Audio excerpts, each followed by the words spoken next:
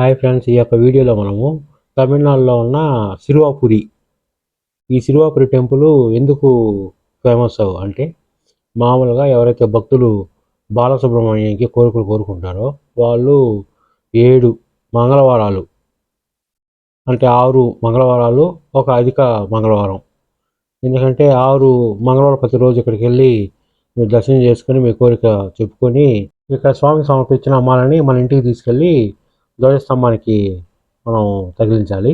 ఆ రకంగా మనం 7 మంగళవారాలు ఈ గుడిని తిరిగే ప్రయత్నం చేస్తే మనం అనుకున్న కోరికలు తీరతాయని చాలామంది చెబుతారు. ఈ ముందు ఉన్న మనకి ఆ యొక్క గాలి గోపురము, ముందు ఎంట్రన్స్.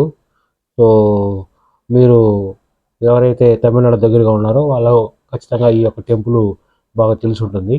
సో మనం చూస్తున్నాము ఆ యొక్క గుడి లోపల ఉన్న క్యూ లైన్ ఇది. యాక్చువల్గా మనం ఎంటర్ అయిన వెంటనే మీరు క్యూ మార్గంలో దర్శనానికి వెళ్ళాలి.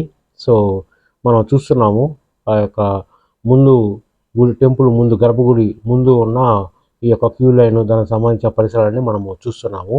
సో ఇది ఎవరైతే ఏ ద్వారంగా ఎంటర్ అవుతారో ఆ ద్వారంలో ఎగ్జిట్ అవుతారు. యాక్చువల్గా లెఫ్ట్ సైడ్ కూడా ఎంట్రన్స్ ఉంది. సో అది ప్రస్తుతానికి ఆపున్నారు.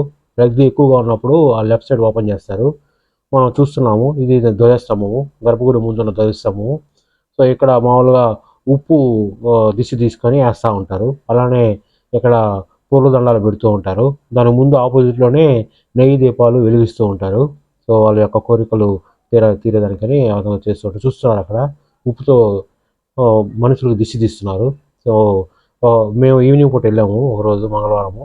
సో ఆ రోజు బాగా దర్శనం అయితే చేసుకున్నాము. మంగళవారం అయితే ఎక్కువ రద్దీగా ఉంటుంది.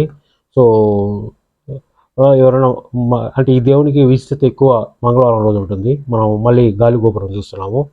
సో ఆ గుడి ముందున్న ధ్వజస్తంభం, దాని ఉన్న ప్రెమిసెస్ మళ్ళీ చూస్తున్నాము. సో ఇక్కడ మెయిన్ ఒక దండ అంటే ఒక గార్లాండ్ తీసుకొని దేవుడు సమర్పించాలి. అదే గార్లాండ్ తీసుకొని ఇంటిలో పెట్టుకోవాలి. ఆ రకంగా 6 వీక్స్ చేస్తాము. అలానే మీరు వెళ్ళేటప్పుడు ప్రసాదము ఏదో ఒకటి తీసుకొని భక్తులు పంచితే ఇంకా మంచిది. సో మీరు చూస్తున్నారు ఆ యొక్క ఆలయం ముందున్న ప్రెమిసెస్ అన్నీ. సో ఈ గుడి ఎందుకు ఫేమస్ అంటే ఆల్రెడీ నేను చెప్పాను. సో కోరికలు ఎవరికైతే ఉంటాయో, సంతానం కానీ ఏదైనా ప్రాబ్లమ్స్ కానీ ఉంటే అవన్నీ అన్నీ పటాపంచలు అయిపోయి బాగా మంచి కండిషన్లోకి వస్తారు. సో అది ఈ యొక్క గుడి యొక్క విశేషము. ఈ గుడి మీరు దర్శనం చేసుకున్న వెంటనే బయట శివలింగం ఉంటుంది, అలానే అమ్మవారు ఉంటారు, అలానే ఇంకా బయటకు వస్తే గణపతి స్వామి ఉంటారు. ఇది యాక్చువల్గా బయట ఇంకొక మార్గం, ఎగ్జిట్ కోనేరు మార్గము. Thank you friends for watching.